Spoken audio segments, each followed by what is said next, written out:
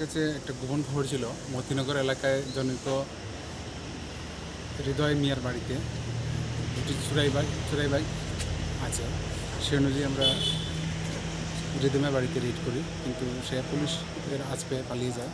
তারপর তার বাড়িতে দুটি মোটর বাইক পাওয়া যায় এবং এগুলি সম্ভবত চুরাই বলেই বোঝা যাচ্ছে, এবং বাড়ির মালিক কোনো ডকুমেন্টস দেখাতে পারেনি। তো বাইকগুলো আমরা থানাতে নিয়ে আসি এবং আমরা দেখছি অরিজিনাল মালিককে খুঁজে বের করে দেখবো, তদন্ত করে। এমনি কারোর কি আটক করা গেছে? না, কাউকে পাওয়া হৃদয় মিয়া, ওকে আমাদের পুলিশ খোঁজার সঙ্গে সঙ্গে পালিয়ে যায়। এটা কি হৃদয় মিয়ার বাড়ি?